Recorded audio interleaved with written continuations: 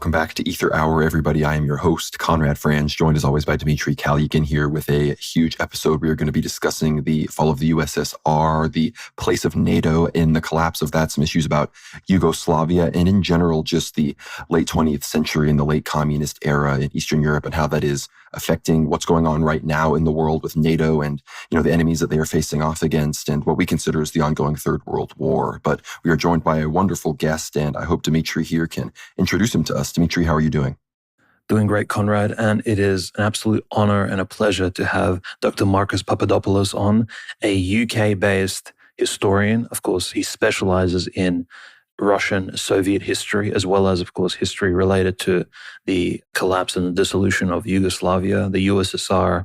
And of course, he's been a contributor, I think, as he himself will confirm, on various other subjects, including international relations, geopolitics, essentially subjects right up our alley, with massive media companies such as Sky News, BBC News, Al Jazeera, RT, Al Mayadeen, etc. So the doctor has been, of course, an active contributor on X and Twitter as well, which we will have links to in the description, where you could follow some of his opinions on recent, of course, political and geopolitical events, as well as possible historical opinions. So, Dr. Papadopoulos, thank you for joining us today on this very important subject matter discussion, because, again, we really wanted to have an expert on. Perhaps you could tell us a bit about yourself, some of the things about the books that you've recently published or throughout the last few years, and just a bit about just yourself. Who are you sort of as a person and as a subject matter expert?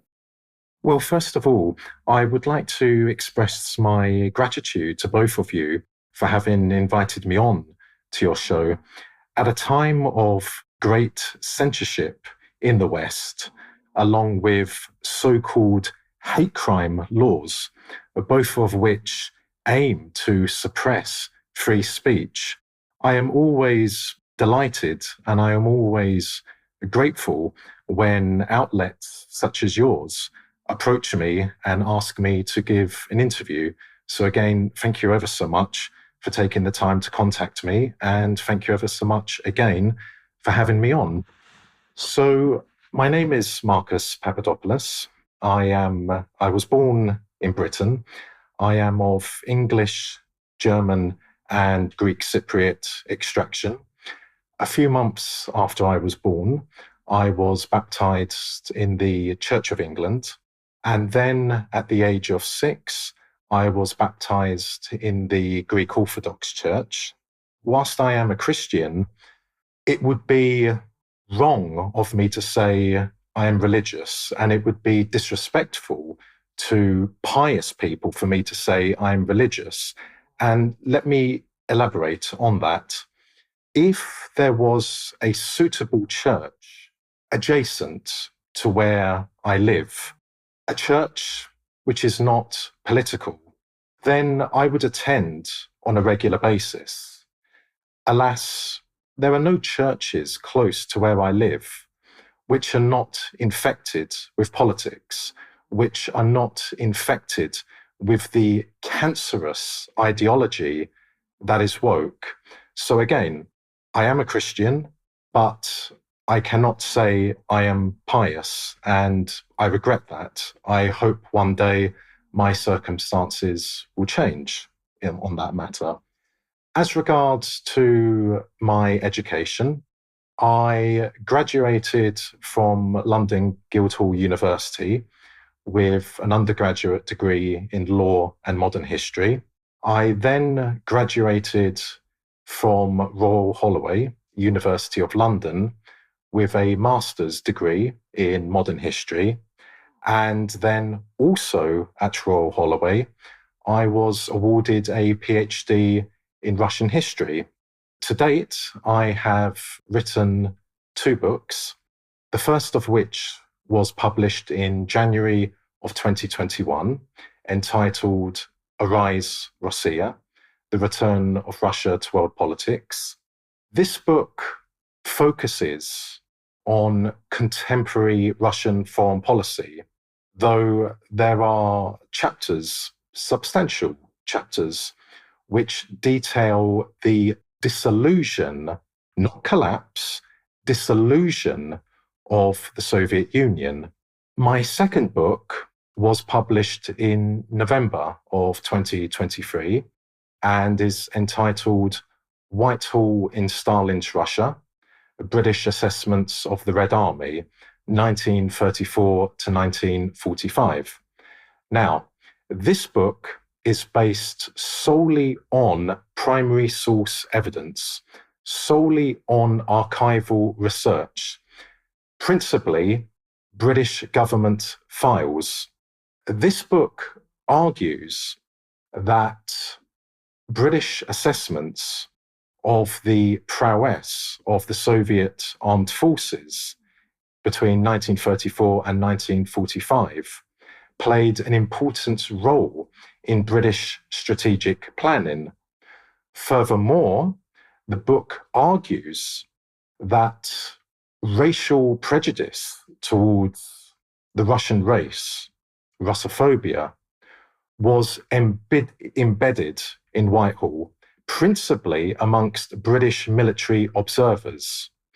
And as a result of that, I argue and corroborate this with very many British government documents that this resulted in the British government underestimating Soviet military offensive capabilities in the mid and late 1930s.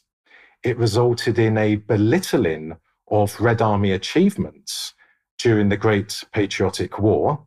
And also, I argue that the Russophobia, that the hatred of Russians felt by British military observers, played a very substantial role in the deterioration of the Anglo-Soviet Treaty of May of 1942 and the Grand Alliance after Nazi Germany was defeated in May of 1945. So that is, in short, a biography of myself. That is incredible. And of course, we hope to perhaps have you on for many more discussions, specifically perhaps even of the subject of Russophobia and how it's expanding and ever developing in a way. Like, it has changed significantly. And it's a thing that's been around for more than 100 years, 200 years. There's been Russophobic statements made in the 1700s. And I believe perhaps historically it even began during the times of the Ivans, Ivan III, Ivan IV, maybe since the time of the fall of Constantinople. If you look at propaganda in Eastern Europe, a very curious sort of development, but it's always been very similar and unfortunately expanded to this day in a lot of Central, Eastern European and, of course, Western countries predominantly so. Well, sorry to interrupt you. I should have said, actually, that Whitehall in Stalin's Russia actually traces Russophobia in England, then Britain, starting in the 1500s. Yep. So there is a substantial amount on Russophobia from the 1500s right up until 1934, which marks the period which is under consideration in the book. But what is particularly interesting is that Russophobia has, fundamentally speaking, not changed over hundreds of years. If one reads Hansard, which is the official record of discussions in the British Houses of Parliament, let's say 100 years ago, 150 years ago, and compare it to discussions in the House of Commons or the House of Lords today, or in the last, let's say, 10 years, it is remarkably similar. So I, for one, am not surprised in the least by what we are seeing today in both Britain and in America. And I should say as well that after I began giving interviews to RT, which started in November of 2011, I was the first person to introduce the word Russophobia on RT. Most people, well, I think the overwhelming majority of people were not aware of that term. And then when I gave an interview to BBC News in October of 2016, an interview which went viral in the world, the first question put to me by the BBC News presenter focused on Russophobia. Well, there we go. No, absolutely fascinating, Doctor. And especially given that November 2011 was the first time when I really dived deep into the world of international relations, modern geopolitical history, and in particular began doing my own personal research outside of, say, schooling and academia of, a certain given curriculum, especially because, of course, October 2011 is when Gaddafi's Libya fell to the military intervention and the revolution which was prompted there. So the timing is uncanny. And of course, as many can say, that's when the situation in the modern world really began to, of course, slope downwards. Well, I suppose the introductory query to our big historical summary here of the dissolution of the USSR would be, when in your eyes, Doctor, would have been the commencement of the dissolution of the Soviet Union? Because in my personal eyes, you can almost see the ideological breakdown of the USSR almost commenced, perhaps this is a very early opinion, maybe in 1982 with the deaths of Brezhnev, Leonid Brezhnev, the general secretary, as well as, coincidentally, the death of Mikhail Suslov, who was essentially like the gray cardinal ideologically of the USSR. Many people don't know about him, but Suslov is a very interesting figure. He was always the left or the right-hand man of the general secretaries, standing behind the scenes, somehow surviving the Stalinist purges as well, and being recruited into the front lines of the Second World War. Very dark, mysterious, but also very patriotic in his own Marxist way figure.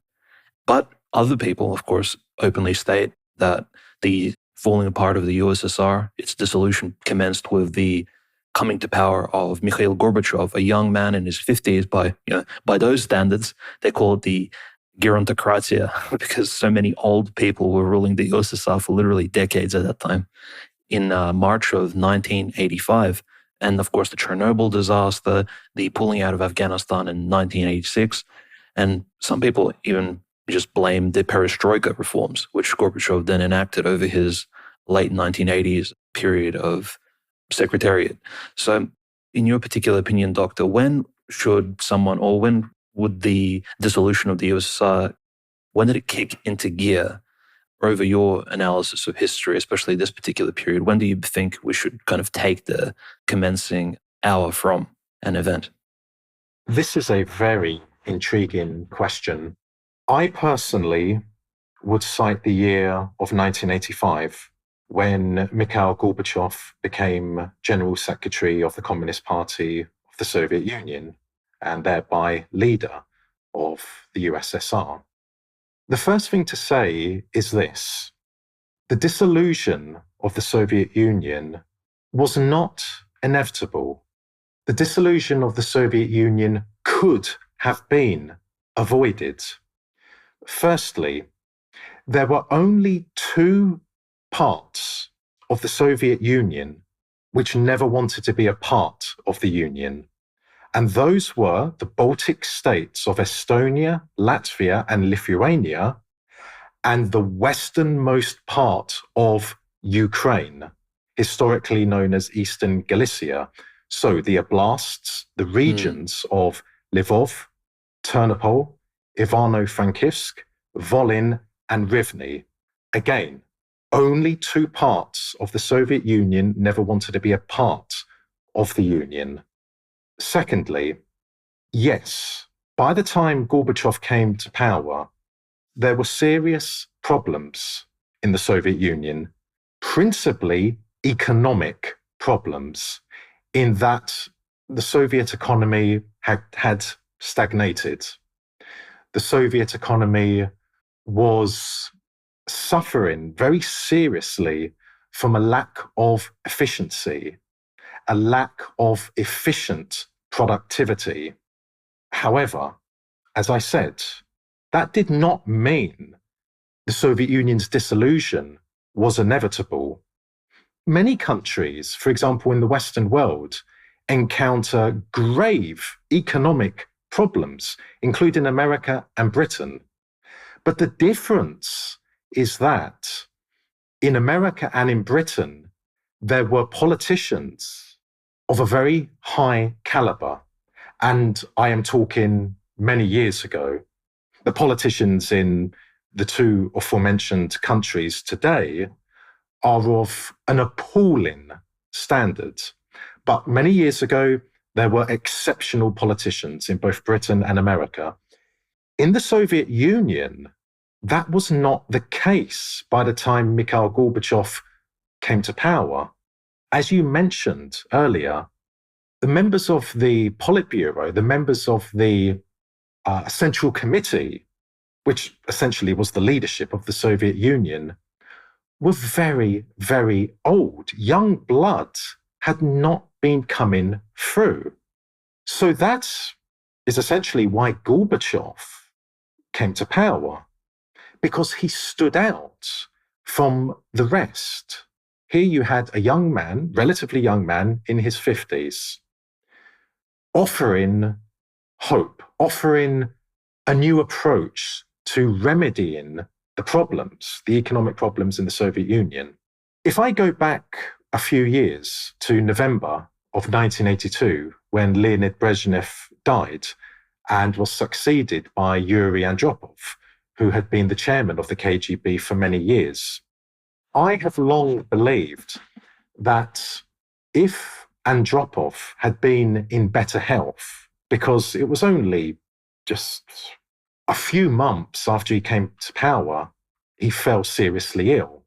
But if he had not become ill, if he had been in better health, I believe that Andropov could have reformed the Soviet Union in an economic sense, whilst preserving Soviet power.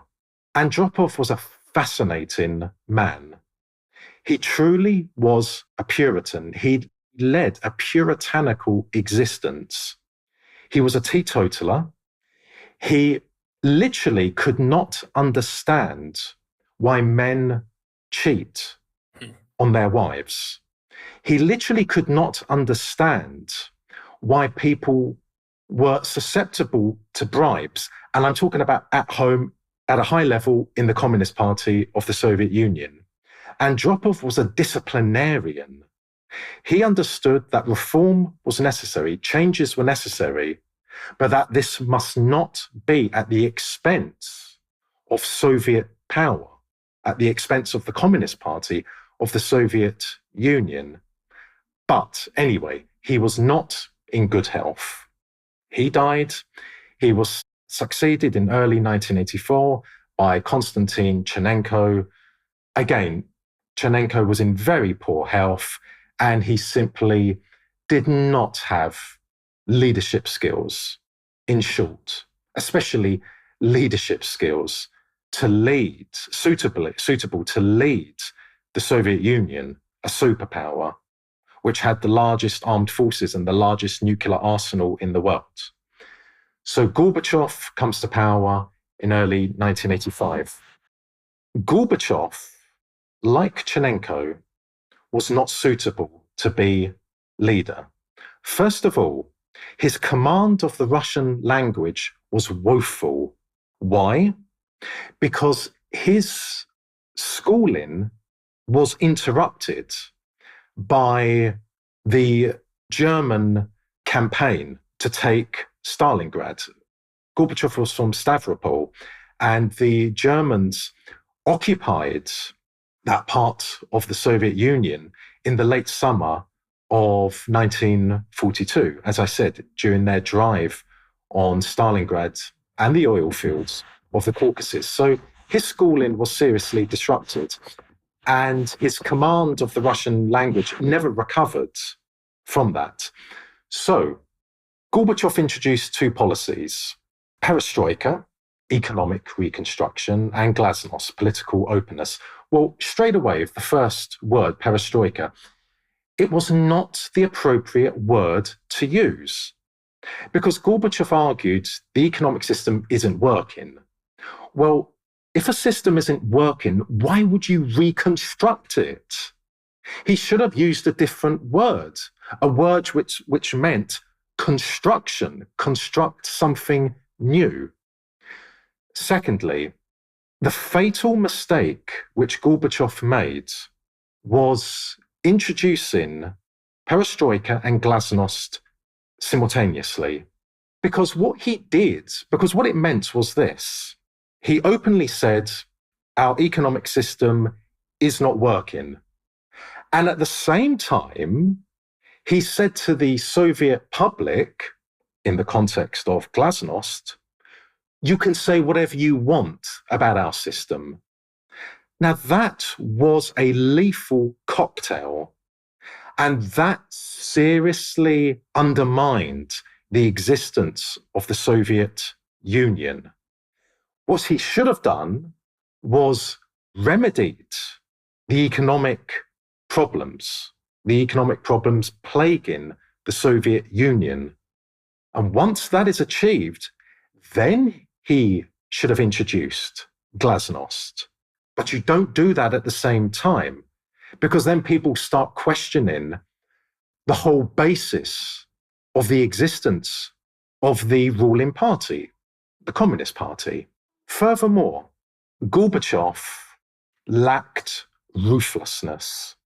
He lacked iron leadership.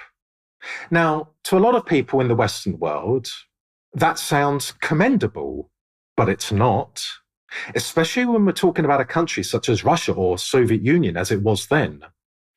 A country as vast as the Soviet Union, as diverse as the Soviet Union, requires a very strong leader. Again, that might not be to the taste of people in the Western world, but any Russian will tell you that is how Russia needs to be governed. When you have a weak leader, anarchy breaks out, society collapses. Russia is not the West, and there is no reason whatsoever why Russia should be like the Western world. Moving on, to his credit, Gorbachev did not want to see the Soviet Union dissolved. He wanted the Soviet Union to survive. He wanted a new Soviet Union to emerge. The real villain in all of this, in terms of who killed the Soviet Union, was Boris Yeltsin. But then it goes back to Gorbachev. Gorbachev should never have allowed Yeltsin to remain in Moscow. The two men fell out in the late 1980s. They seriously fell out. Yeltsin developed vengeance towards Gorbachev and pledged to exact revenge on both Gorbachev and the Communist Party of the Soviet Union. But Gorbachev, again, because he lacked ruthlessness, because he was not a proper leader, instead of banishing Yeltsin, let's say, to Vladivostok, keep him out of the spotlight of the Soviet people, he allowed him to remain in Moscow. Yeltsin was openly threatening the existence of the Soviet Union. He was openly undermining the Soviet Union, and still Gorbachev kept him there. Still, Gorbachev did not take action against him. Then, in March of 1991, Gorbachev holds a national referendum in the USSR, in which the Soviet people are asked, do you wish to preserve the Union of Soviet Socialist Republics? Now, the Baltic states, Moldova, Georgia and Armenia boycotted the referendum. All of the other republics, Russia, Belarus, the Ukraine, Azerbaijan, and Central Asia, the 5 Central Asian republics, voted overwhelmingly to preserve the Soviet Union. In Russia, it was over 70%. In the Ukraine, it was over 70%. In Belarus, it was well in excess of 70%. In Central Asia, such as Kazakhstan, it was more than 90%. So that categorically refutes the arguments put out by Western politicians and Western mainstream journalists and so-called experts in the West that the Soviet Union was a prison of peoples. Now, in December of 1991, referendums were held in the Soviet republics about preserving the Soviet Union. However, that referendum must be seen in the context of the failure of the KGB coup against Gorbachev in August of 1991. As a result of that failure, there was complete chaos throughout the Soviet Union. There was complete confusion throughout the Soviet Union. The Soviet people simply did not understand what was happening. By December, the Soviet Union was all but dead because the leaders of republics, such as in Ukraine and in Belarus, by December of 1991, they had gone from communist to nationalist leaders overnight. And they saw an opportunity to create fiefdoms for themselves, to have their own independent countries. Now, in the Ukrainian Soviet Socialist Republic in December of 1991, the population was asked about preserving the Soviet Union, but the wording was deliberately ambiguous in that most people in the Ukrainian SSR believed they were being asked, do you wish to have autonomy from Moscow? Not independence, autonomy. That also refutes the argument that the Soviet people did not wish to be a part of the Soviet Union. And who was the ultimate villain of that? Yeltsin. Alongside Leonid Kravchuk, the leader of the Ukrainian SSR, and Stanislav Shushkevich, the leader of the Belarusian SSR, those three men ignored the will of the Soviet people, which had been expressed at the March 1991 referendum. But again, it comes back to Gorbachev.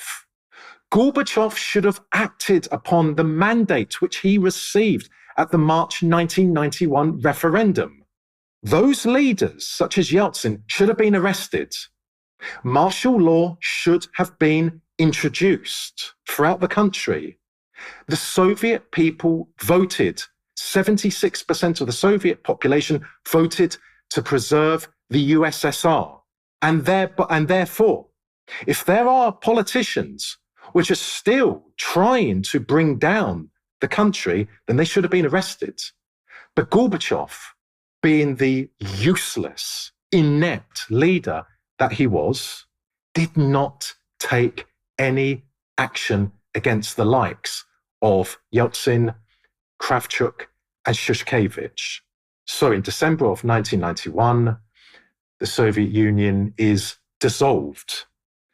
As I said earlier on in this discussion, the Soviet Union did not collapse, and it is very inaccurate and quite frankly frustrating for me when I hear even Russian politicians say the Soviet Union collapsed. It did not collapse.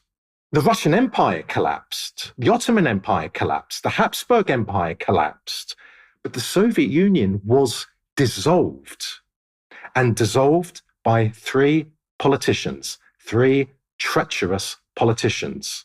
Dissolved and collapsed are completely different words. They have completely different meanings. So people must be aware and people must use the right terminology. The Soviet Union was dissolved. The Soviet Union did not collapse. Yeah, I think that's a really important point that, again, people don't even understand what really happened in the 90s in the Soviet Union at all. So I think you set this up really great. What really was happening? Who was, Boris Yeltsin really, and what was happening in the 1991 coup attempt, and what, after, of course, the dissolution then in December, what happened in 1993 in the October coup when, there was actual lives taken and, people really saw, tanks in the street and these sorts of things on the news. What was going on in that period where everybody, around the world fully realized that the Soviet Union was done for and that we were getting something completely different? What is interesting is that in October of 1993, following the success, the triumph of the Communist Party of the Russian Federation, led by Gennady Zyuganov, Boris Yeltsin moved to strip the Russian parliament of its powers, which brutally exposes the myth that the West was peddling at the time, and still peddles to this day, that Yeltsin was a Democrat. He was not a Democrat. Because the Russian people overwhelmingly voted for the Communist Party in the 1993 parliamentary elections, Yeltsin felt threatened.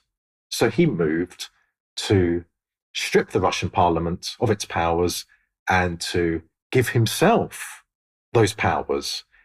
And he used violence. He used the army to do that. That was an exceptionally dangerous time for the Russian Federation. There could have been a civil war. But what did it show? It demonstrated that, unlike for Gorbachev, Yeltsin was prepared to use violence to preserve his power base. As I said, something that Gorbachev didn't do and was simply incapable of doing. Boris Yeltsin, in my opinion, and I can substantiate this, is not just the worst leader in Russian history, but he was a traitor. Yeltsin destroyed, almost overnight, literally and figuratively speaking, everything that the Soviet people had toiled for over 70 years. The economy, which the Soviet people built, the scientific sector, the science sector, the education sector, the health sector, the military sector, the sports sector. That man virtually destroyed it. He also gave the Americans, in numerous treaties which he concluded with them, everything that they wanted. He also appointed as foreign minister a man called Andrei Kozyrev, who was so pro-Western in his outlook that he might as well have been the US Secretary of State or the British Foreign Secretary. Really quite remarkable. The disrespect that he showed to the Russian people, to the Russian people's Soviet period, is simply unforgivable. Also, the leadership of the FSB under Yeltsin, I'm talking sort of in the early to mid-1990s, the leadership of the FSB, which is the secret police. Every country in the world has a secret police, and for good reason. In America, it's the FBI. In Britain, it's MI5. In Russia, it's the FSB. Yeltsin installed leaders of the FSB who were giving the Americans extremely sensitive information about Russia, politically, economically, and militarily. So that is why I say that Yeltsin was a traitor. That man caused so much damage, which Russia is still feeling the effects of to this day. But I can only reiterate, no Gorbachev, no Yeltsin. Or if Gorbachev had been a strong, ruthless, competent leader, then there would not have been a Yeltsin. Gorbachev was a useless leader, but he was not a traitor. Yeltsin was both a useless leader and a traitor. No, absolutely.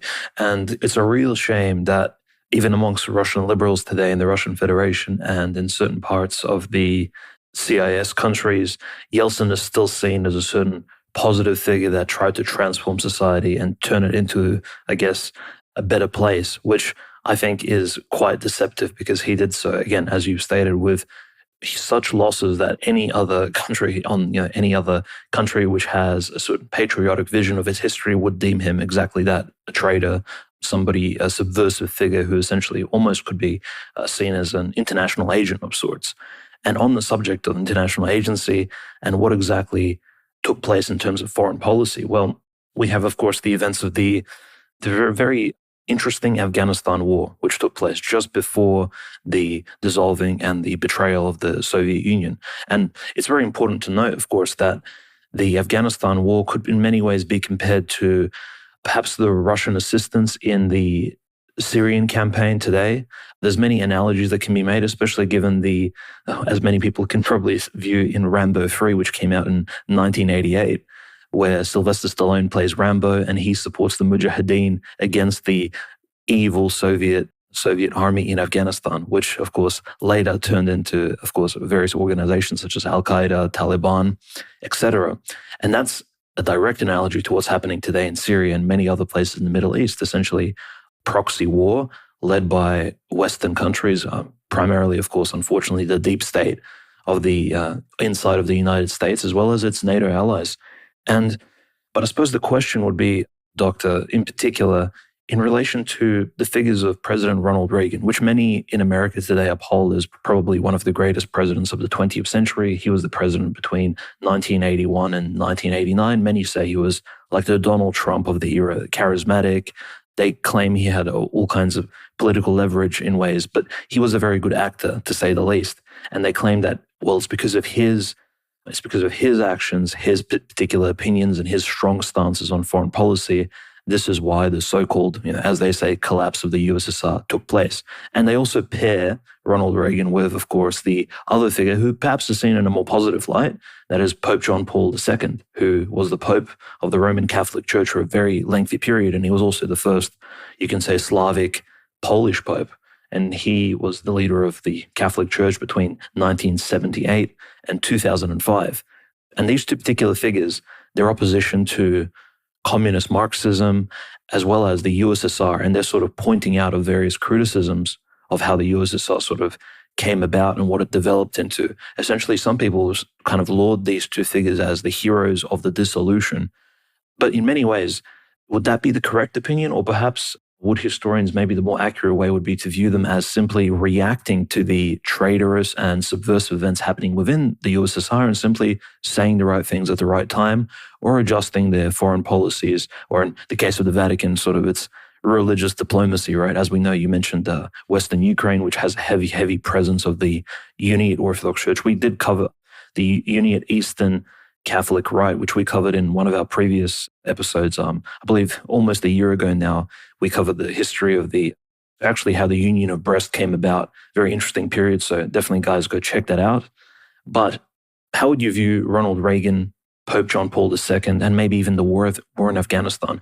Are the roles of these two figures in that event somewhat exaggerated in terms of their sort of contribution to the dissolution of the USSR, and perhaps even in a way, these two figures, they grant the West some sort of agency and personality, like, wow, look how we contributed to the fact that the USSR was reformed into a more positive, democratic, liberal light.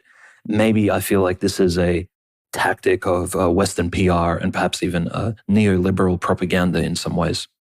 Pope John Paul II and the Vatican in general did not play any role in the dissolution of the Soviet Union. John Paul II and the Vatican did, however, play a role in creating unrest in communist Poland. But that was it. However, John Paul II and the Vatican did play a very major role in igniting the wars in the former Yugoslavia, in the implosion of Tito's Yugoslavia, the Socialist Federal Republic of Yugoslavia, principally through Slovenia and Croatia, which are predominantly Catholic countries. So again, the Vatican did not play a role in the dissolution of the Soviet Union. In regard to the Soviet presence in Afghanistan, which lasted from December of 1979 to February of 1989, this was a bleeding wound of the Soviet Union. It was a drain on the Soviet economy, and it did help to expose the failings of the Soviet economy. But if Gorbachev had not introduced the policy of glasnost, then that awareness would not have come about. The Soviet army was deployed to Afghanistan for an honorable reason, to counter the spread in the region of Islamic fundamentalism. The Soviet government was very fearful that if Islamic fundamentalists took control of Afghanistan, then Islamic fundamentalism could penetrate Soviet Central Asia, the 5 Central Asian republics, Kazakhstan, Turkmenistan, Uzbekistan, Tajikistan, and Kyrgyzstan. So the Soviet army was deployed there to fight Islamic fundamentalism. As you said, the Mujahideen, which later became Al-Qaeda, and of course, ISIS. They're all from the same family, ISIS and Al-Qaeda. They can fall out with each other, but they are family falling out. They are fraternal falling out. So whilst the Soviet army was fighting in Afghanistan between 1979 and 1989, Islamic fundamentalism, the West was supporting Islamic fundamentalism. But the situation, the Soviet military campaign in Afghanistan was not a reason for the dissolution of the Soviet Union. It was a problem. We should also bear in mind that the Soviet army was not defeated in Afghanistan. The Soviet army more or less achieved the objectives set to it, assigned to it. The problem was that the terrain was such that it suited the Mujahideen. For example, when it came to constantly, on a regular basis, attacking Soviet army convoys. Also, the Afghan army was extremely unreliable and proved to be a liability for the Soviet army, similar to how during the Second World War, the Italian army was a liability for the Wehrmacht. But Afghanistan did not play a role in the dissolution of the Soviet Union. In regard to Ronald Reagan, he had the likability factor. He was, by training, an actor. He knew how to appeal to Americans. He knew how to make Americans feel proud about being American. He offered new policies to take the American economy to new heights. And that is why he won the election so convincingly in 1980 and in 1984 against Jimmy Carter in 1980 and against Walter Mondale in 1984. I would argue that his neoliberal economics would later on have a very detrimental impact on the American economy. Very similar to how at the same time in Britain, Thatcher's neoliberal economics would have a detrimental impact on the British economy. Reagan certainly took the fight to the Soviet Union.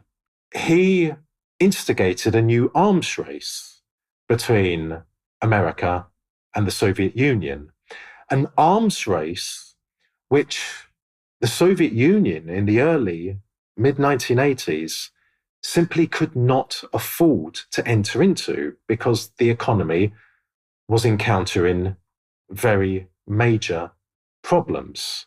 But that alone does not constitute a reason for the eventual dissolution of the Soviet Union. Reagan is not a factor in all of that.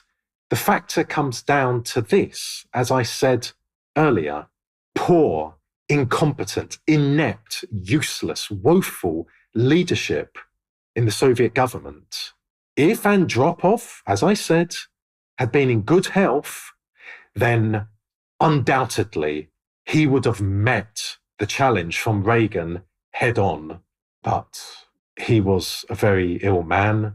Chernenko was a geriatric, and Gorbachev, as we all know now, was simply not up to the job for being the leader of the Soviet Union, the leader of a superpower. And so Reagan achieved what he wanted with Gorbachev in, for example, arms reductions treaties, which the Soviet military was extremely angry about. They were very angry with Gorbachev. But that alone, again, did not constitute a factor in the dissolution of the Soviet Union. Ultimately, and notwithstanding the treacherous Yeltsin, ultimately, the fault lies with Gorbachev. No Gorbachev, no Yeltsin. If there had been someone similar to Andropov in 1985, who was younger and in good health, then, and had he come to power in the Soviet Union, then I think history would be very different today.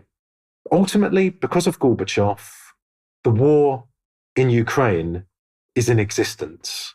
That is why Putin many years ago said all of our problems began in 1985, the year that Gorbachev came to power. Everything stems from his woeful, reckless leadership.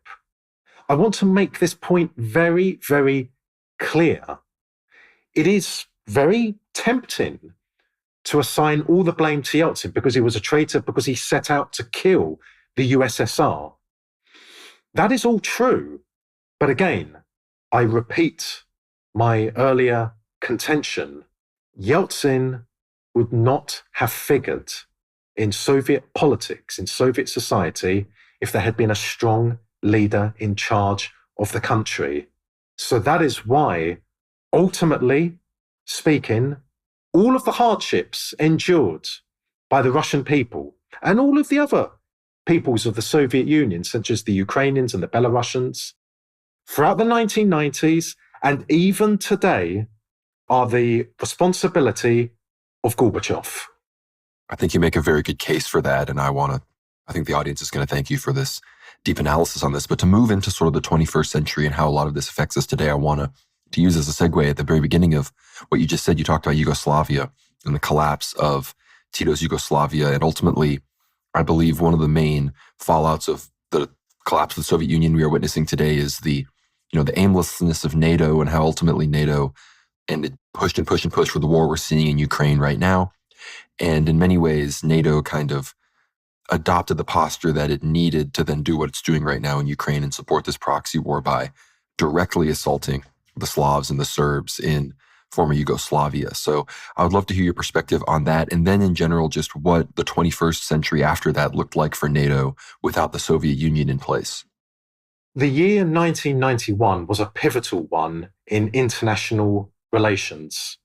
That year paved the way for America to attain global hegemony, because it was in that year that the Soviet Union was dissolved. And it was in that year, starting in May, when Tito's Yugoslavia began to implode. Now, why is that important? Well, throughout 1991, the Soviet Union is in very serious trouble. If the Soviet Union had not been in trouble in 1991, then I would argue that the Soviet Union would have been able to come to the aid of the Socialist Federal Republic of Yugoslavia. Even though the Soviet Union had lost control of its former satellite countries in Eastern Europe, Poland, Czechoslovakia, Hungary, etc., they still would have been able to come to the aid of Yugoslavia. But with the Soviet Union in terminal decline in 1991, Yugoslavia was left on its own and was at the mercy of the West. It's a very complicated story, but in essence, at the end of 1989, communism ends in Eastern Europe. In 1990, a new Europe is proclaimed. The Soviet Union is still around, and so is socialist Yugoslavia. Now, that is not to the liking of America. And what was then the European Community, which of course was led by Germany and still is today. So the Americans informed the Germans in 1990 that Germany would be in charge of the new Europe and would run the new Europe on the lines of how America wanted it to be. America would oversee Germany running Europe. But there was a problem for America and Germany. That problem was socialist Yugoslavia. Number one, they did not want a socialist country to be in existence in Europe.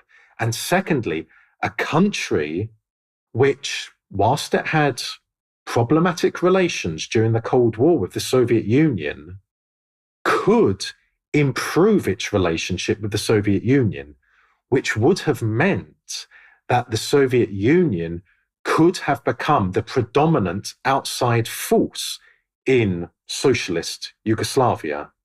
So, because of the fact of Yugoslavia being a socialist country, and because of the distinct possibility that the Russians could have achieved a very strong foothold in the new Europe vis-a-vis socialist Yugoslavia, the West moved ahead to dismantle the socialist Yugoslavia.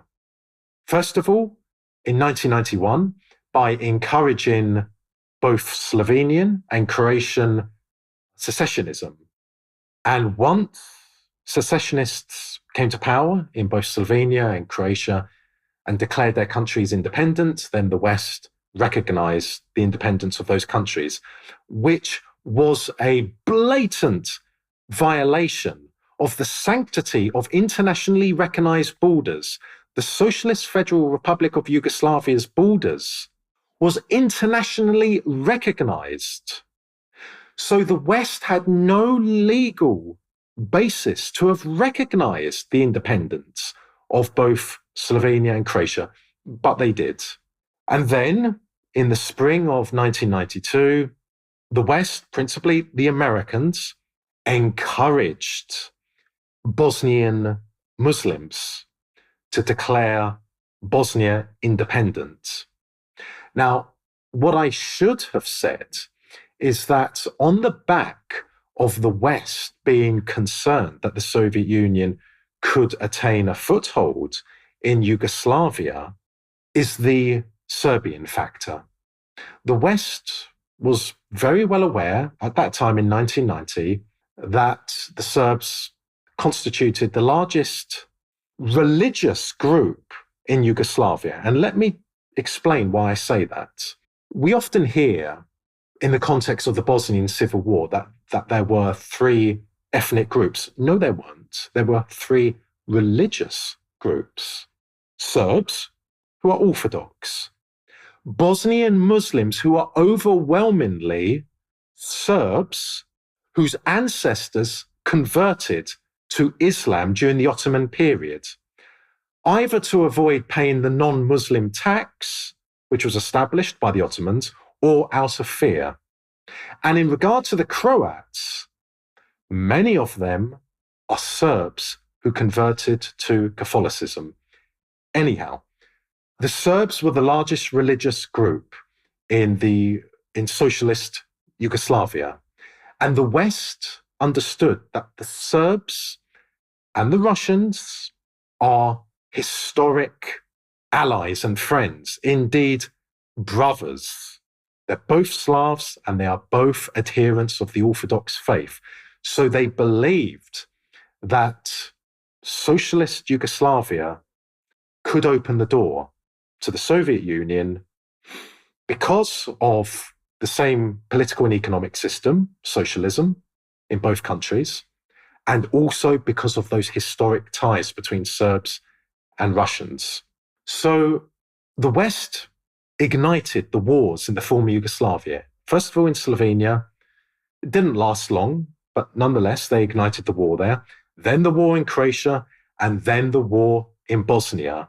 Russia in the early and mid-1990s was able to give political support to the Serbs of Croatia and to the Serbs of Bosnia.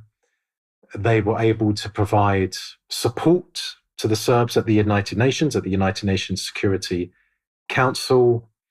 There were a lot of Russian volunteers that traveled to Bosnia, for example, to fight alongside the Serbs. But that was it. Russia in the 1990s was on its knees, politically, economically, socially, and militarily. There was nothing that Russia could do to aid the Serbs.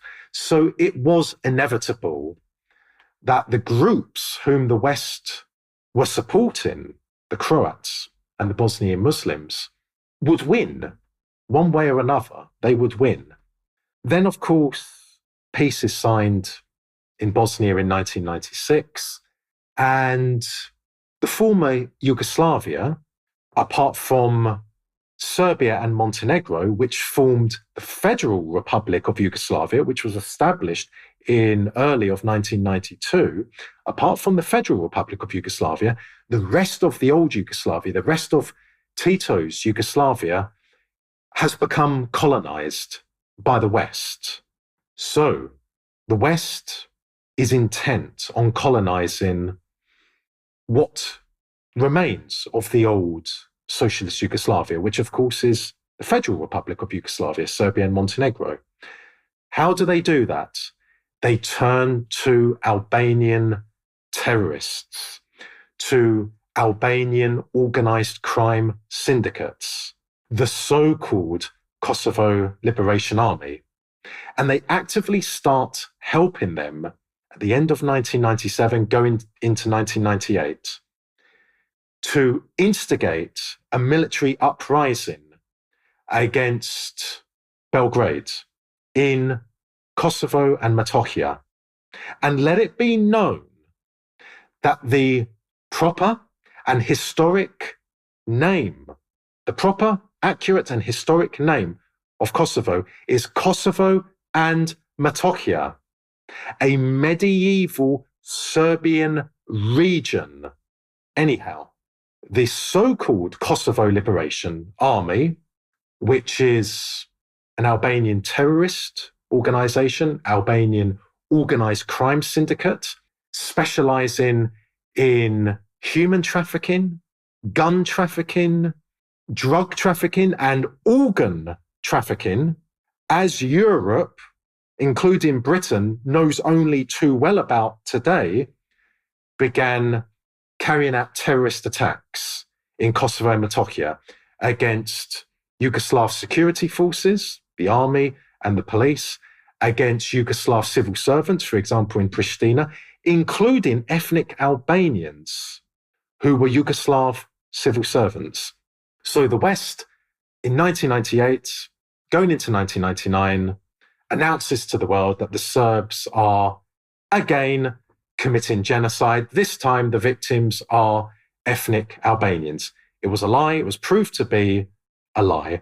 But NATO began its criminal bombardment of the Federal Republic of Yugoslavia in March of 1999, an unprovoked act of aggression against a country which neither threatened the West and NATO, nor even uttered words which could be construed as threatening the West and NATO. And NATO's criminal bombardment of the Federal Republic of Yugoslavia not only violated international law, but it also violated NATO's own founding treaty, the North Atlantic Treaty, specifically Article 1 of the North Atlantic Treaty, which stipulates that NATO will never use force to resolve a dispute. That's something a lot of people are not aware of. Most people are aware that NATO's bombardment of the Federal Republic of Yugoslavia was a violation of international law and a violation of the United Nations Charter. Yes, it was, but it also violated NATO's own founding treaty. Anyhow, in June of 1999, again, because Russia cannot militarily and economically assist the Federal Republic of Yugoslavia, President Milosevic is forced to withdraw Yugoslav security forces from Kosovo and Metohija. NATO move in, and hence begins the colonization by NATO, by the West of Kosovo and Metohija. However, the West is not done yet, because there is still what remains of the Federal Republic of Yugoslavia, the rest of Serbia and Montenegro. So, in September of 2000, there were presidential elections in the Federal Republic of Yugoslavia. A nefarious, cancerous movement, which has been created by the British and the Americans, emerges in Yugoslavia, Federal Republic of Yugoslavia, by the name of Otpor. Again, it's a long story, but in short, the duties assigned to Otpor by its masters in Washington and in London was to overthrow President Milosevic. And they did that. On the 5th of October of the year 2000, President Milosevic is overthrown. Otpor comes to power and hands the Federal Republic of Yugoslavia to the West, to NATO, on a golden platter. That marked the complete dominance of the West, of NATO, in the Western Balkans, in Tito's Yugoslavia. After that, Serbia and Montenegro simply become colonies, and they are colonies to this day. Vučić in Serbia is one of the worst traitors in Serbian history. He's a disciple of Tony Blair. Under him, he has flown Tony Blair on 2 occasions into Belgrade. Why did the West tell Vučić to do that? To humiliate the Serbian people. Why? Because Tony Blair is one of the worst enemies of the Serbian people in Serbian history. It is partly about humiliating the Serbian people, destroying their pride in being Serbian. Also under Vučić, acting on the orders of his masters in the West, he has allowed NATO to have supervisory offices, not advisory offices, supervisory offices in each and every key Serbian state institution, such as the Defense Ministry, such as the Foreign Ministry, such as the Presidential Office.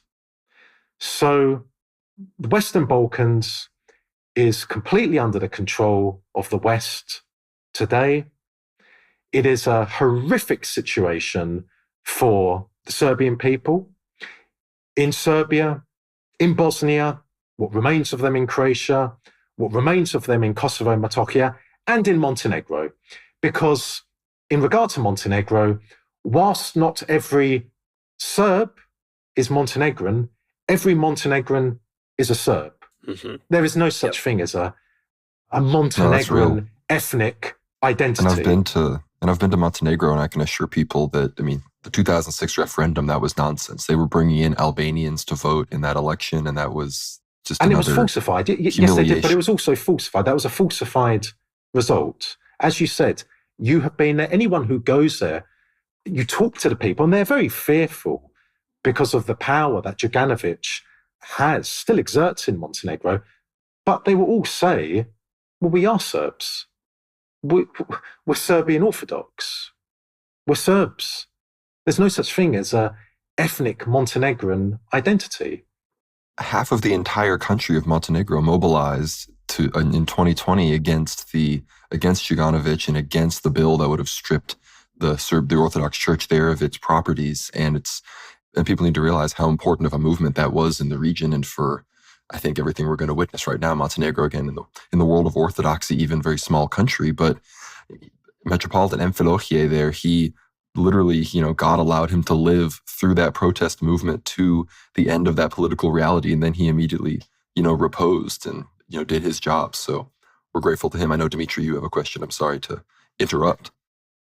No, Doctor, that was an amazing sort of outlook and overview of exactly what took place in Yugoslavia, NATO's role in it, and of course, I suppose the reason as to why the late USSR, as well as the new sort of the newly born Russian Federation, simply did not have the capacity to intervene and to assist. And this is probably why you have so many very patriotic volunteers who went to Serbia and former Yugoslavia in the 1990s. And Serbia actually, in fact, the Serbian people repaid that duty in 2014 when they traveled to the Donbass to fight against NATO and the various other Banderite brigades in Slavyansk and Donetsk and Lugansk, which we know of too well. And in fact, many Serbians continue to fight on the front lines of essentially the SMO at the moment. So that's quite endearing in a way. So old sort of debts and assistance provided is not forgotten by these two sort of Slavic peoples, which is quite amazing. But the brief question I had, Doctor, was in regards to, and I only ask this because we do have many German listeners or listeners of German heritage, and this is sometimes viewed through strictly a Western lens, and only because most of the resources available are, of course, those belonging to, well, let's just say the censorship in this particular country is quite intense, so there's no really alternative way to view it. But it would be the reunification of Germany, in particular the GDR and Western Germany. The fall of the Berlin Wall is seen unequivocally as a positive event, the reunification of these two German people, of course, separated, unfortunately, due to, say, well, you can say historical circumstances, the ending of the Second World War. But it does appear to the, I suppose, to any sort of reader of history and anyone who kind of views things somewhat objectively, that essentially you had Eastern Germans traded one Marxist communist master or someone who had influence over their particular country for another. And in fact, liberalism came to rule over the entire German nation in its totality, not just because of the American militaristic bases, which are still actually on German territory in sort of large numbers, actually. I believe they exceed those in Japan by a slight margin, but in fact, they're still present. And to this day, Germany essentially is stripped of any sort of patriotic, nationalistic identity, which I know at the moment Germans are essentially voting and directing themselves back into that, directing their attention back to sort of try to flip their country, make it a bit more pro-German in a way. Because again, this sort of duality of the Cold War left quite an imprint on the German minds. It was this idea of, well, we have to be hyper-liberal or we have to be communist. And it appears that the fall of the Berlin Wall is almost seen as this judgment of morality and ethics. It's like, well, you have to be for the reunification of Germany, irrespective of the potential outcomes of what took place. And we know, unfortunately, today Germany is a country in dire strife, both economically and I think demographically as well. And in terms of national policy, it doesn't look like it has a future of any sort. And Germans at one point were, throughout the last, at least 400, 500 years, a very dominant national group existing in Europe, which in many ways led Europe in a lot of ways, especially Central European development went a very long way, and technologically, philosophically speaking. And today Germany is reduced to essentially this, well, almost like a second Poland in a way, you can say, not to be derogatory, but in a liberal sense. So, Doctor, just briefly, I wanted to ask about the reunification of Germany, because it goes hand in hand again with the fall of the Berlin Wall, the dissolution and the betrayal internally of the USSR, and of course, the influence this had on the German people. And how would you, in particular, personally view this event, positively, negatively, or could it have been done differently, perhaps? As I said at the start of this discussion, I am part German. Indeed, I am a quarter German. And I'm extremely proud of my Germanic, of my Teutonic heritage. And therefore, I am heartbroken. I am disgusted. I am livid by what Germany has become today. And Amen. Germany has become what it has become today because of the West, because of the Western ruling elites. There is a history to this. I will be very brief, but following German unification in 1871, which followed the Franco-Prussian War of 1870, the British ruling elite felt very threatened by Germany and were looking for an opportunity to take control of Germany and to destroy Germany from within. Churchill was ferociously anti-German. And he harbored plans to take control of Germany. And of course, the defeat of Germany in 1945 gave him an opportunity to do that, gave the British ruling elite in general an opportunity to do that. So Germany is in a perilous situation today, economically, politically, and culturally. In regard to German reunification, I was a child at the time, but I didn't object to it at the time, and I still don't object to it. What I do object to is that the new Germany, and I don't like that description, so I put it in quotation marks, the new Germany would be in the West's sphere of influence. If after German reunification, if Germany became a truly independent country, then I would have been delighted. I would have been jubilant. And many of the problems today in Europe would not have occurred.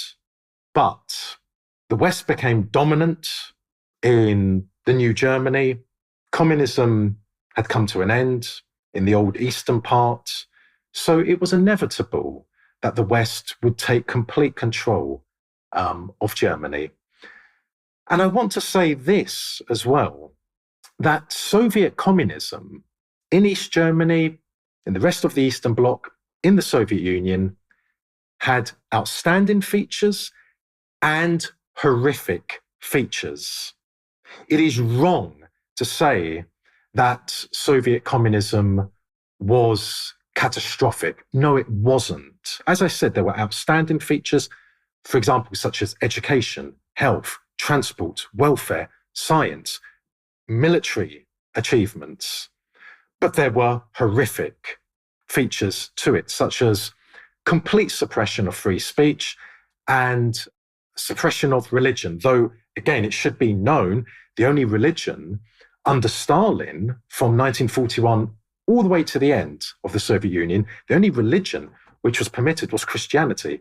And the only denomination which was permitted by the Soviet government was the Russian-Orthodox Church. That should be known by people. Also, Soviet communism did not bring immigrants into the Eastern Bloc. Who did that? It was the West, in Western Europe. Yes, it has excelled in the last 25 years, but it started in the 1950s, in the 1960s, for example, in West Germany, the old Federal Republic of Germany. They were bringing in immigrants. Well, it wasn't the communists in the Eastern Bloc who did that. It wasn't the communists who attacked traditional family values in the Eastern Bloc. It wasn't the communists who attacked the identity of men and of women. So that is something when people today in the Western world who are opposed to the Western ruling elites, who are opposed to the globalists, when they say it's going to become how it was in Eastern Europe, well, that's just simple-minded talk by simple-minded people. They don't know anything about communism, specifically Soviet communism. Again, the communists did not flood Europe with immigrants. Indeed, they didn't flood it with anyone. They preserved traditional values and they preserved the role of the nuclear family. So, in short, I was happy with German reunification in 1990, but despondent at how it became part of the West's sphere of influence. And since 1990, the situation in Germany, because it is in the West's sphere of influence, has become catastrophic. I am encouraged by the emergence of AfD, which is a truly patriotic and nationalist party, which puts the German people first. I'm delighted at the progress that they are achieving, and I sincerely hope they come to power, regardless of how they are labeled by British mainstream media and Western mainstream media. No, AfD is devoted to the German people, to the cultural and spiritual values of the German people, to German history.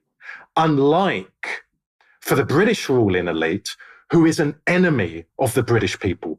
The British ruling elite have almost destroyed the British national identity, in part by bringing immigrants from outside of the Western world into Britain to destroy the British national identity from within, which the Western ruling elites have done throughout the Western world. They have brought immigrants from outside of the Western world into the Western world to destroy the Western world from within.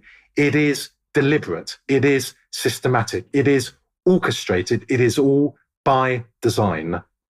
Well, and Keir Starmer admitted it was on purpose just the other day, right? So it was... I'm sure you mean the puppet Starmer. The puppet Starmer. Indeed.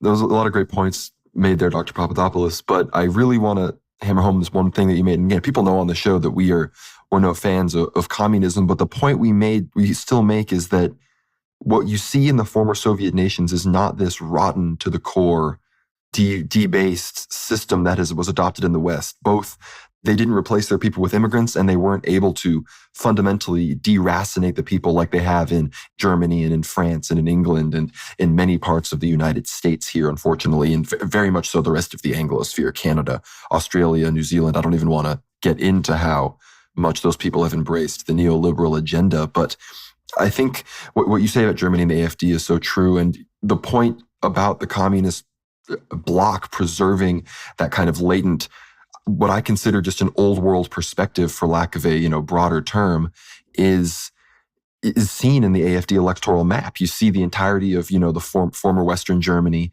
They all vote for the CDU. They're not even voting for the left-wing parties. Nobody is that stupid anymore. But they're voting for the puppet center-right party. Everybody in former Eastern Germany is voting hardcore for the AfD, and that's backfiring. The fact that they've rigged the elections against the AfD in Western Germany is backfiring against them, because the ones in Eastern Germany are the patriots.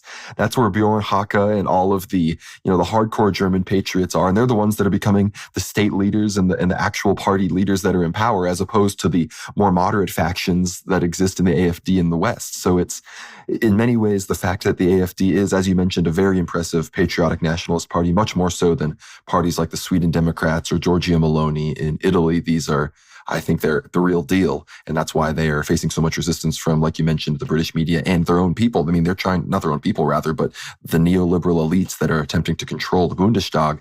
They want to just ban them entirely. And we're covering that very much here on the show. And this ties very much into a concept that we talk a lot about here at World War Now, which is the fact, and I love that Dr. Papadopoulos traces it all the way back to original German unification. And even we talked about the earliest Russophobia in the 1500s in the UK. And that is the reality that the thalassocracy of the United Kingdom, of the British Crown, has forever been trying to divide the continent, the land empires of Germany and Russia in particular, and then Austro-Hungary to a lesser extent in the world wars. This was a key outlook of British foreign policy, and in many ways you can see the reality of how Germany had to be completely destroyed, the Russian Empire replaced with the Soviet Union, of course, in its early stages, with the support of, British banking elite, and who, of course, before Stalin eventually took over and things, turned around, when he had his shift in perspective on certain groups of people, both the Soviet Union and the United States and the United Kingdom initially supported the state of Israel. So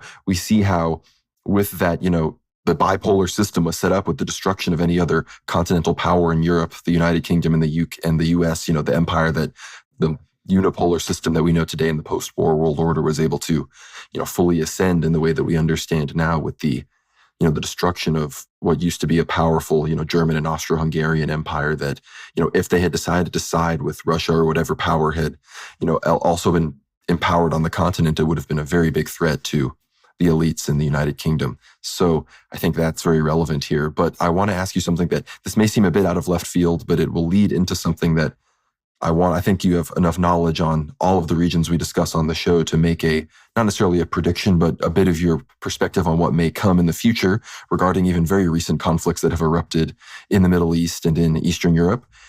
This invasion of Cyprus in 1974, we know, was obviously, it's still something that even the Western world, generally people side with the Greek Cypriots. Nobody besides Turkey recognized the Turkish Republic of Northern Cyprus right now. But people need to realize, with recent announcements that Cyprus may be flirting with NATO membership, it was Turkey, the United Kingdom and the United States that ultimately left Cyprus out to dry in the situation that unfolded in 1974 and has led to the status quo today, which is, Cyprus very much occupied. I want to know your perspective on that event in light of what we believe will be a future, I think a clash between Russia and Turkey is something that we may eventually witness within our lifetimes. And what we're seeing in Syria, I think, is something that is a bit of a foreshadowing of that. And I want to get your perspective on, obviously, the Cyprus issue, but Turkey as a NATO member, its place in the axis against Russia in the West, and what you think that whole region right now, the Black Sea, the Eastern Mediterranean, all of that, like, where do you think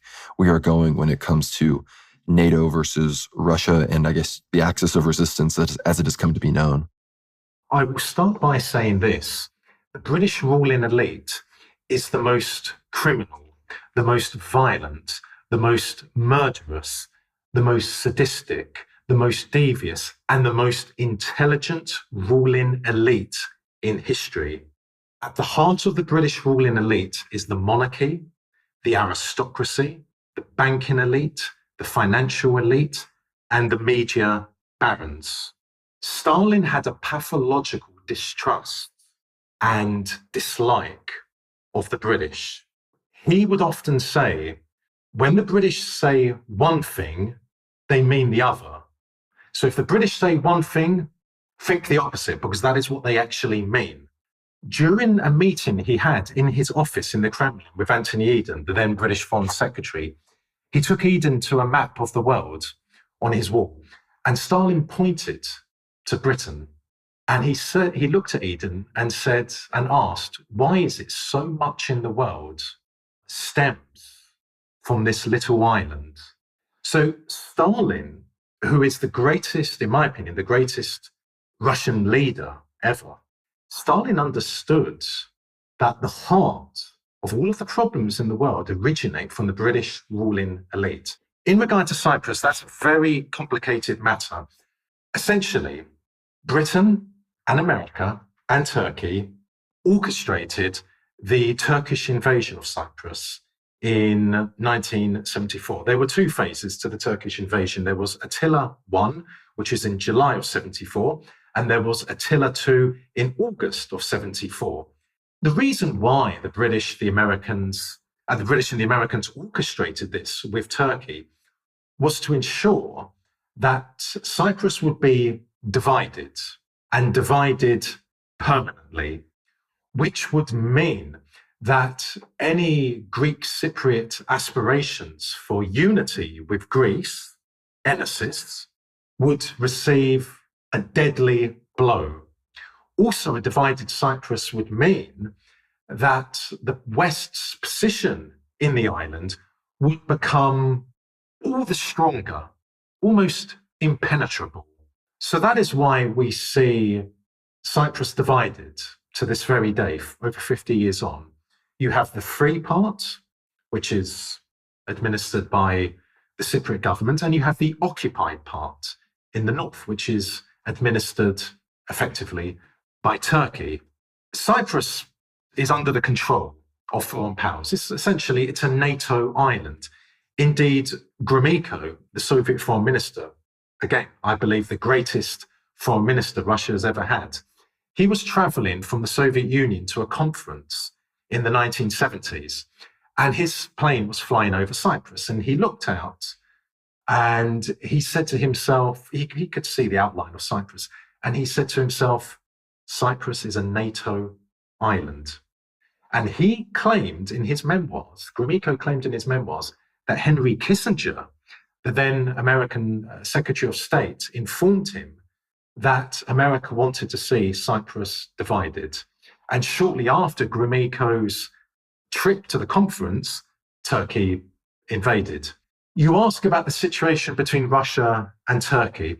Well, as we all know, Russia and Turkey are historic adversaries, or I should say rivals at best, and adversaries, enemies at worst. There is no love lost between the Russians and the Turks. But Russia has been able to conduct very fruitful economic dealings with Turkey under Erdogan. That has been good for Russia. That has been good for the Turkish economy. But people who say that Turkey is about to break away from the West, is about to leave NATO, again, are simple-minded people. Because what Erdogan says in public is very different to what he says in private. No Turkish leader would ever remove Turkey from the West's sphere of influence, because that would be suicidal for Turkey. Turkey is in Cyprus because of the blank check it receives from America. Turkey is in northern Syria because of the blank check it receives from America. Turkey invades, whenever it chooses to, Iraq, northern Iraq specifically, because of the blank check it receives from America. The Turkish military is large and powerful, largely on account of the vast amount of money which the Americans give to the Turks year in, year out. So Turkey is firmly in the West's sphere of influence. It certainly suits Turkey. Turkey, ever since the 1990s, has enjoyed a strategic partnership with Israel, which is heavily centered upon military and intelligence dealings. So again, when Erdogan in public professes support for Palestine, that is to play to his audience. That enables him to say, I am the guardian of Muslims. Well, it's nonsense, because in private, he wholeheartedly supports Israel. He wholeheartedly maintains the strategic partnership between Ankara and Tel Aviv. He keeps on supplying Israel with oil and with intelligence information on Palestinian fighters in Gaza. So where does that leave Russia and Turkey? Well, apart from Azerbaijan, all of Turkey's other neighbours bitterly dislike Turkey. Turkey is a great force for instability in the region. Turkey is, of course, assisting the Ukrainian government. Russia is quite aware of that. But also, Russia and Turkey have lucrative business dealings with one another. Politics is a strange business, and people have to understand that. Sometimes you have to trade with your enemy. Russia continues to trade with Britain. Russia continues to trade with the EU. You know, business is business at the end of the day. Russia needs the money. Britain and the EU need the resources which Russia has in abundance. As regards to a future war between Russia and Turkey, I do not believe that will happen. It wouldn't be in the interests of Turkey, and it wouldn't be in the interests of Russia. But anyhow, if there was to be a war between Russia and Turkey, then that would mean a war between NATO and Russia. Because immediately a war on one NATO country is a war on every NATO country. So the Russians will not allow that to happen. It's like there will not be a World War III between America and Russia. There is in place in America and Russia what I call the elite of the elite. It has been in existence ever since the end of 1962, the end of the Cuban Missile Crisis.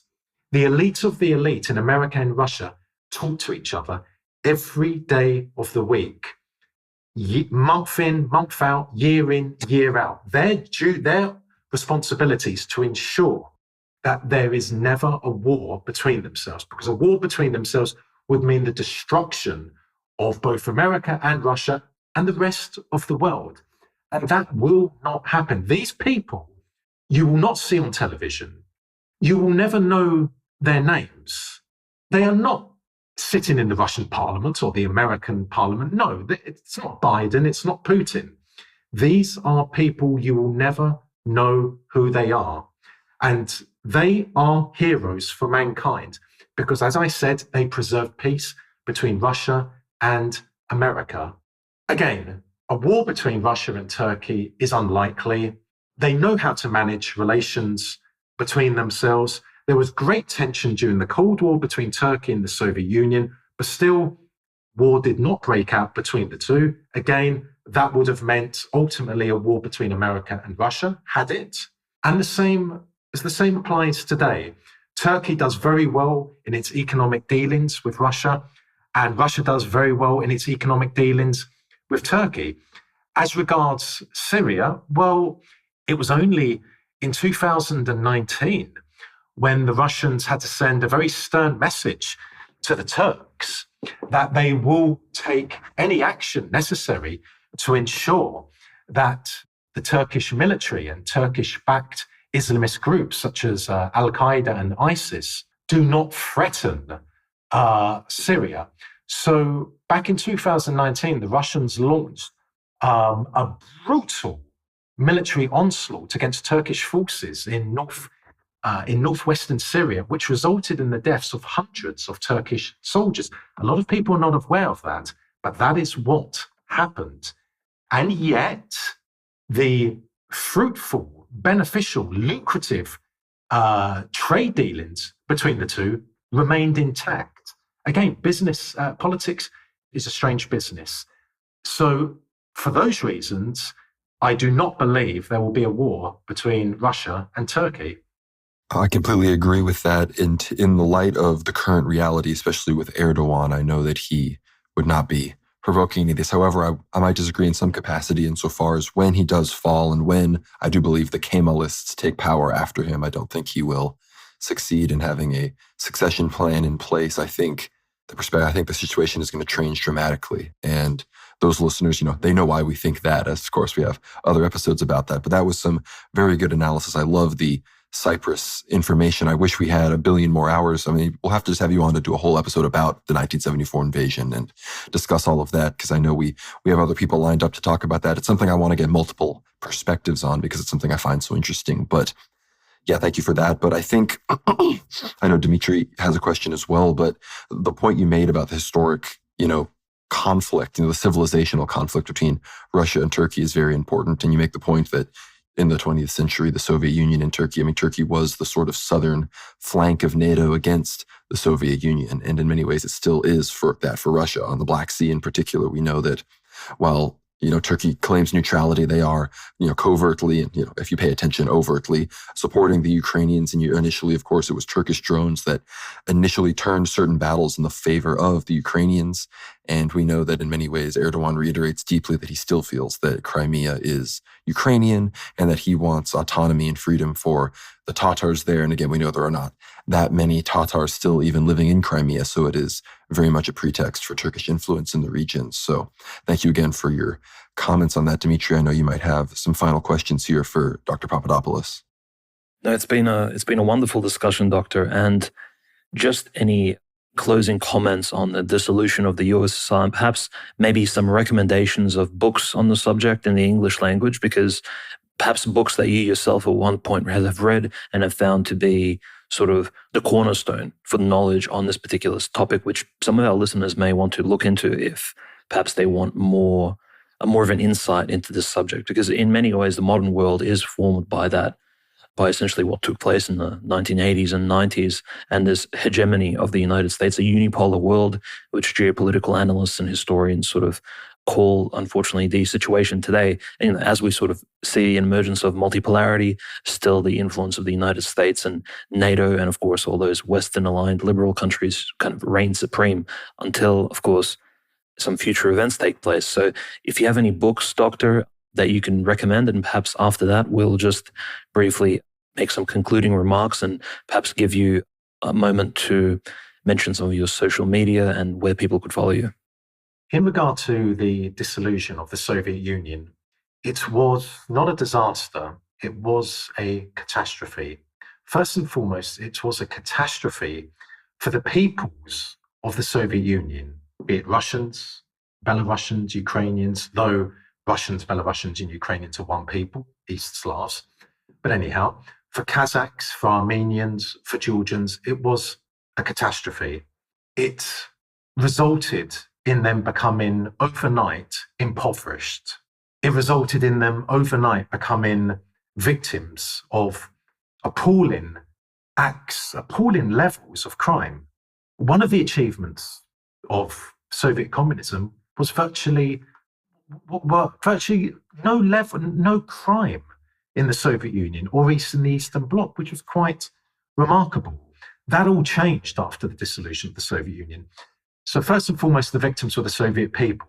Secondly, the victims were numerous people around the world, numerous races around the world. For example, the Yugoslavs. Had the Soviet Union not have been dissolved, then more likely than not, there would not have been the Yugoslav civil wars. And very large numbers of people would not have lost their lives. There would not have been the invasion of Iraq had the Soviet Union not have been dissolved. There would not have been intervention in Libya had the Soviet Union not have been dissolved. There would not have been intervention in Syria had the Soviet Union not have been dissolved. And I can go on and on and on. So it was a catastrophe for peace and stability in the world. Russia today is again a superpower, not a superpower like the Soviet Union was, but I do believe in time that will change. The Russian army will capture either all or most of the lands which comprise Ukraine, and these will be incorporated into the Russian Federation. And you will see countries such as Belarus in time reunite with Russia. So Russia will again be a superpower in the manner that the Soviet Union was. In terms of books, that is a difficult question because there are so many authors out there, what I call mainstream academics, mainstream historians, who say and write the complete opposite of what I've just said. Indeed, the complete opposite of what the average Russian would say about the Soviet Union. Nonetheless, there are some books out there. I would say, first and foremost, that people should familiarize themselves with the works of a British historian called Martin Macaulay. His books can be found in Waterstones, on Amazon, and indeed on eBay. He is an exceptionally knowledgeable historian of Russia and the former Soviet Union. And he writes in a very fair and impartial way. So I would say people should acquaint themselves with books written by Martin. As regards to other books, well, I'm afraid to say that really is it. I'm sure there are other historians whose books are worth reading, but I think those historians are long gone now. Their books won't be, but they will be long gone. What we see today in the Western world is a complete falsification of history. It is a complete politicization of history. Nothing good is said about the Soviet Union. Nothing good is said about Tito's Yugoslavia. So again, I think a very, very good starting point for people is in the form of books by Martin Macaulay. Well, and you're very humble, Doctor. I hope people can read your books about these subjects. Obviously, I think that would be very relevant when it comes to these topics. And I want to give you the opportunity to tell people where they can find those, where they can follow you on social media so that they can keep up with you after this. I want to thank you for your time. This has been a very valuable perspective. And, we on the show here, we come at this from the Orthodox Christian, a monarchist perspective. And I think when it comes to the collapse of these Soviet, Yugoslav, and the Soviet Union and the Yugoslav socialist republics and whatnot, I think you might be one of the foremost experts that I've been able to find when it comes to just browsing things on X. And I think I will hopefully be reading your books. So if you can tell the people where they can find those and where you can be followed, please do. Well, first of all, I would like to thank you again for giving me the opportunity. I have greatly enjoyed our discussion. Both of you are respectful, open-minded, and tolerant interviewers, whether or not you agree with my submissions is irrelevant. You were respectful, you were open-minded, and you allowed me to express my opinions which I corroborated with evidence. If only other interviewers were like yourselves, because the many, many television interviews I've given now over many years, you see the reality of so-called interviewers today, of so-called journalists.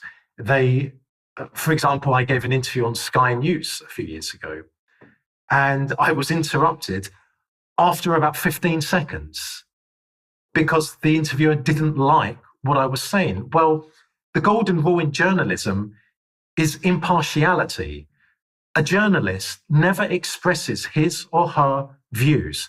A journalist exists to test an argument, to scrutinize an argument, and to do it professionally and respectfully. That is not what Western mainstream journalists do, but that is clearly what both of you do. So again, thank you for the opportunity, and thank you for being respectful and open-minded.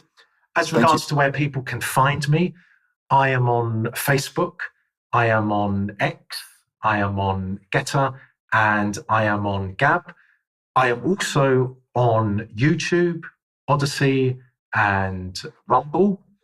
As regards my books, they can be purchased either directly from the two publishing houses, or they can be purchased on Amazon. Alternatively, they can be purchased directly from myself. So if anyone is interested in reading my books, and if they do not wish to buy, for example, from Amazon, then they can buy directly from me. Well, I think we're going to have some of those links down below for everybody that wants to check those out. We're going to have Dr. Papadopoulos' X account as well as links to his books. And I think you listed a lot of things there, so we'll try to get as much as we can. But thank you again so much for joining us. And those of you that made it to the end, thank you so much for keeping with us here. And we will see you on the next one. God bless. Thank you. Thank you ever so much.